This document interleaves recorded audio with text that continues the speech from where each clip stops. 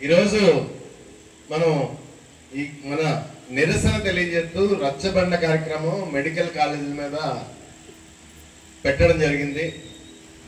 పెద్దలందరూ కూడా వివరించారు.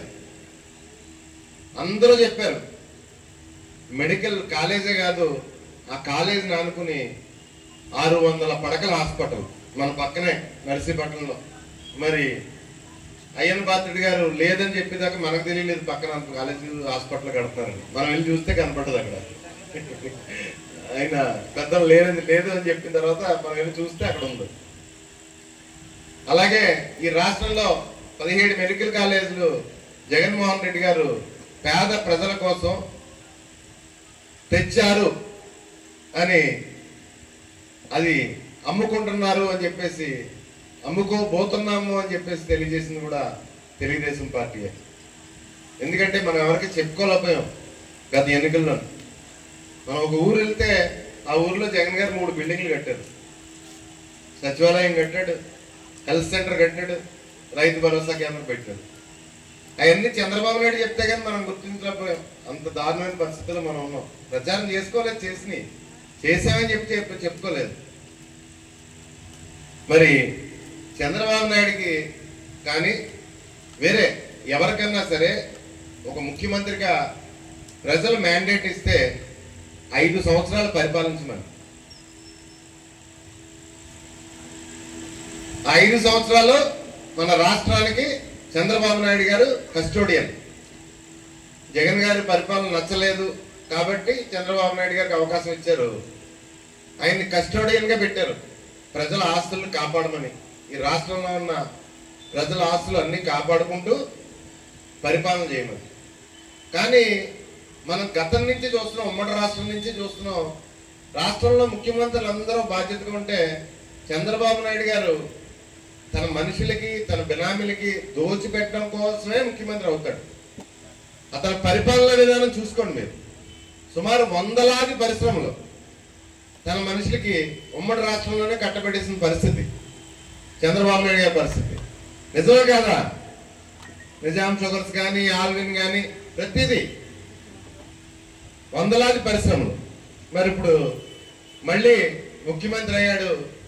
ప్రజల ఆస్తులు కాపాడవలసిన చంద్రబాబు నాయుడు గారు ప్రజల ఆస్తులు కాపాడడం మానేసి ప్రజలకు సంబంధించిన హాస్పిటల్తో పాటు మెడికల్ కాలేజీలు తన మనుషులకి అమ్మేసుకుంటున్నాడు. ప్రజలు ఏమని ముఖ్యమంత్రిని చేశారు చంద్రబాబు నాయుడిని? ప్రజల ఆస్తులు కాపాడమని. ఆయన చేసే పని ఏంటమ్మా? ప్రజల ఆస్తులు అమ్ముకుంటున్నాడు. మరి PPP 3 అంటున్నారు. మరి ఆయనకి సంబంధించిన కొంత మీడియా కానీ, రాష్ట్రంలో కొంతమంది మేధావులు కానీ పబ్లిక్ ప్రైవేట్ పార్ట్నర్షిప్ అంటే చాలా మంచిది, మీకు అర్థం అవట్లేదు అని వక్ర భాష్యం చెప్తున్నారు. ఇప్పుడు ప్రైవేట్ వాడికి మన హాస్పిటల్, మన నర్సీపట్నంలో కట్టిన హాస్పిటల్ ఇచ్చేత ఊరికనే మనం వైద్యం చేస్తాడా? గవర్నమెంట్ లో ఉంటే వైద్యం చేస్తాడా? ఊరికనే 500 ఫీజు కట్టాలి మనం. దానికి ఈ రాష్ట్రంలో ఉన్న కొంతమంది మేధావులు అని చెప్పే కహానా మేధావులు, మీడియా అని చెప్పే కొంతమంది మీడియా ఈ ప్రజల్ని ఏ విధంగా మోసం చేస్తున్నారో ఒకసారి గమనించండి అమ్మా. ఒక బడి, హాస్పిటల్ లేదా ఒక గుడి అన్నది పేద ప్రజల ఆస్తి. ఖచ్చితంగా మన హాస్పిటల్ కానీ, మన బడి, మన కాలేజ్ కానీ ఎవరికన్నా ప్రైవేట్ వాళ్ళకి ఇస్తే బాధ్యత గల ప్రతిపక్షంగా, ప్రజల తరఫున పోరాటం చేయవలసిన ప్రతిపక్షంగా మనం ప్రశ్నిస్తున్నాం.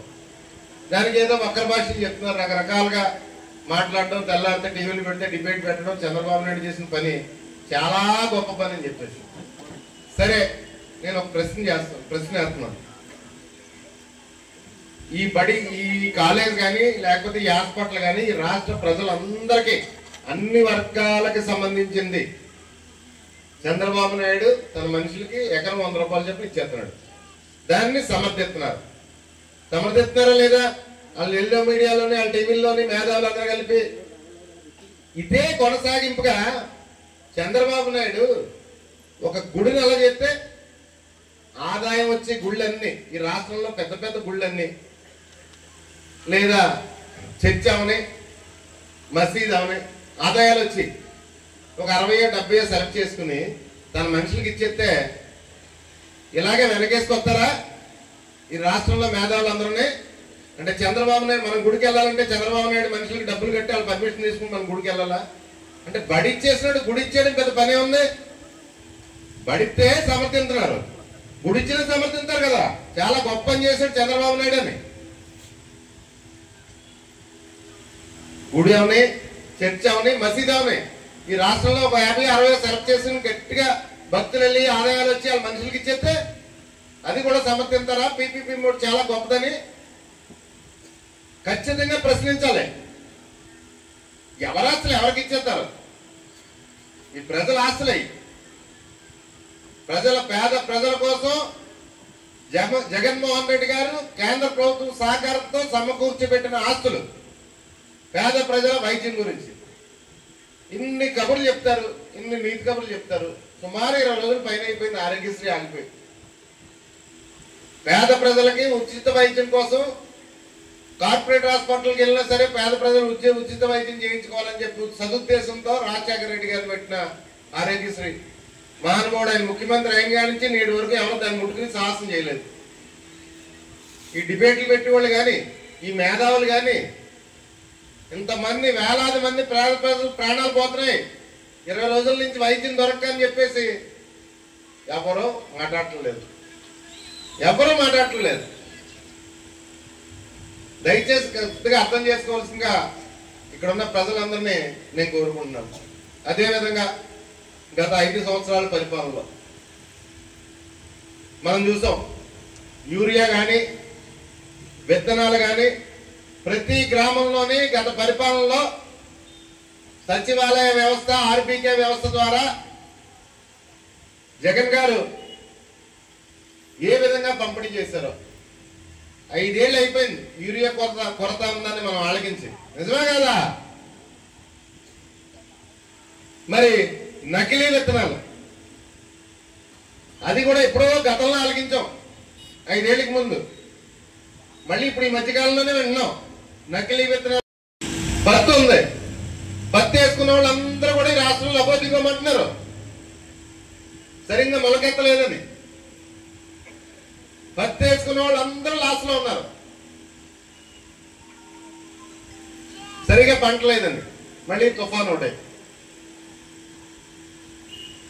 తుఫాను వల్ల నష్టపోయిన రైతులకి జగన్ గారి టైంలో ఎంత శాతం ధాన్యం తడిచిపోయినా కొనే పరిస్థితి ఉండేది. ఏ రేటుకి కొనివ్వడమ్మా? తడవని ధాన్యం ఏ రేటుకి కొంటే తడిసిన ధాన్యం కూడా అదే రేటుకి కొనివ్వరు జగన్ గారు. ఎంత మద్దతు ధర ఉంది? ఈరోజు రైతులకి ఏమైనా లాభం ఉందా? ఎంత నష్టపోతున్నారు ఈ రాష్ట్రంలో రైతులు? దాన్ని ఎవరో ప్రశ్నించరు. అదే చెప్తున్నాను నేను మళ్ళీ. మనం ప్రశ్నించకపోతే ఈ మెడికల్ కాలేజీల గురించి కానీ, ఈ బడుల గురించి కానీ మనం ప్రశ్నించకపోతే రేపు గుళ్ళు అమ్మేస్తాడు, ఎల్లుడు గుళ్ళో లింగాన్ని కూడా అమ్మేస్తాడు, గుళ్ళో లింగాన్ని కూడా అమ్మేస్తాడు. ఏదైనా అంటే టీవీల ముందు కూర్చొని పీపీపీ మోడ్. చాలా గొప్ప పని, చంద్రబాబు నాయుడు గారు అంత పని చేయగలరు. గుళ్ళో లింగాన్ని కూడా అమ్మగలరు, మామూలు వాళ్ళు ఎవరు అమ్మలేరు అని గొప్పగా చెప్తారు. చేసి తప్పు మేధావులు ముసుకేసుకుని దాన్ని సమర్థించడం ఒకటి. చిన్న పిల్లలకి ఆఖరికి అట్టడుగున ఉన్న వాళ్ళకి కూడా అర్థమవుతుంది ఈ కాలేజీలు అమ్మేసుకుంటే మనం డబ్బులు కట్టి వైద్యం చేయించుకోవాలని. కానీ మేధావులకి ఏం అర్థం అవ్వట్లేదు, పెద్ద పెద్ద మేధావులకి ఎవరికి అర్థం కావట్లేదు. టీవీల ముందు కూర్చొని మనం బుకాయించేస్తున్నారు. దయచేసి ప్రజలందరూ ప్రశ్నించడం నేర్చుకోవాలి, ఖండించడం నేర్చుకోవాలి. మంచి చేస్తే మంచి చేశాడని చెప్పుకోవాలి, చెడు చేస్తే చెడు చేశాడని చెప్పుకోవాలి. అంతేగాని మా చంద్రబాబు తుఫాన్ని అవకాశం లేదు కానీ అవకాశం ఉంటే కొంచెం అటే తిప్పినట్టున్నారు. ఎటేం తిప్పుతాడు తుఫాన్? చూశారు కదా నిన్న మొన్న టీవీలోని, అటేం తిప్పినట్టు ఇటే తిప్పుతారు. చంద్రబాబు నాయుడు గారు అటే తిప్పినట్టు ఏటి అర్థం అవ్వట్లేదు. వాళ్ళ మానసిక పరిస్థితి ఏంటో కూడా అర్థం అవ్వట్లేదు. రోజు దయచేసి అదేవిధంగా నకిలీ మద్యం మరి 100 కిలోమీటర్లకు ఒక ఫ్యాక్టరీ పరిశ్రమ, చంద్రబాబు నాయుడు గారు తెచ్చిన పరిశ్రమలు. ప్రతి 100 కిలోమీటర్లకే ఒక నకిలీ మద్యం ఫ్యాక్టరీ. మన తునుందే, మన తునిలో మద్యం కావాలంటే డిపోలో ఆర్డర్ పెట్టాల, ఈ క్వాలిటీ, ఈ రకం అని. 2 రోజులకు లోడ్ వస్తుంది అనుకుంటాం, లారీ వస్తుంది అనుకుంటాం. ఆ లోడ్తో పాటు నకిలీ మద్యం లారీ కూడా ఒకటి వస్తుంది తోడుగాని. మొత్తం అన్ని బెల్ట్ షాపులకి, అన్ని షాపులకి సప్లై చేస్తున్నారు.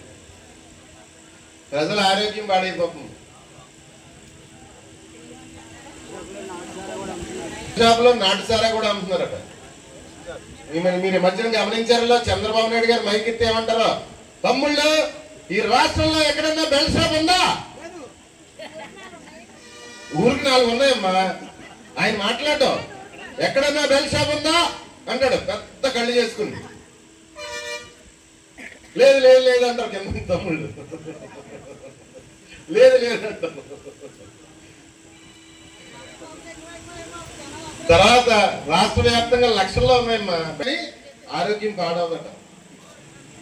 నకిలీ మద్యమే కానీ ఆరోగ్యం పాడవదట. మొన్నే చూసాం మనం. 2 పిల్లలు మద్యం దాగి, బెల్ట్ షాప్ లో మద్యం దాగి యాక్సిడెంట్ అయితే ఆ బండి బస్సు ఎక్కేసి 20 మంది చనిపోయారు అమ్మాయికులు. దాన్ని ఎలా కవర్ చేస్తున్నారో చూసారు కదమ్మా.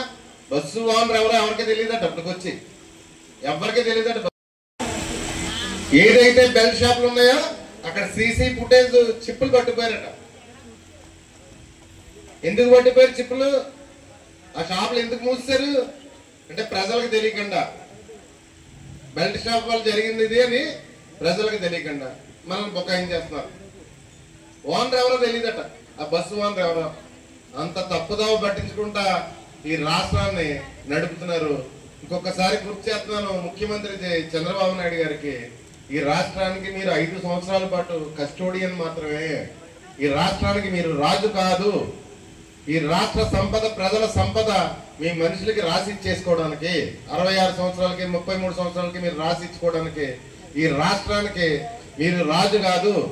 ఒక ప్రజాస్వామ్య దేశంలో మీకు ఓట్లు వేస్తే, ప్రజలు ఓట్లు వేస్తే నెగ్గిన ముఖ్యమంత్రి మాత్రమే మీరు. ఈ 5 సంవత్సరాలు ప్రజల ఆస్తులకి, ఈ రాష్ట్రానికి కాపలాదారుడు మాత్రమే. ఈ రాష్ట్రానికి మీరు ఓనర్ కాదు, మీరు రాజు కాదు, ఓనర్ కాదు. దయచేసి గుర్తు పెట్టుకోవాల్సిందిగా కోరుకుంటున్నాను. మీరు ఎప్పుడు ముఖ్యమంత్రి అయినా ప్రజల సంపద అంతా మీ మనుషులకు కట్టబెట్టేయడమే. మీ గతం ఒకసారి పరిశీలించుకోండి. ఎన్ని ఫ్యాక్టరీలు మీ మనుషులకు కట్టబెట్టేశారో. దయచేసి ఒక ప్రతిపక్ష పార్టీగా ఈ విషయంలో చంద్రబాబు నాయుడు గారి దురుద్దేశాన్ని తీవ్రంగా ఖండిస్తున్నామని తెలియజేసుకుంటూ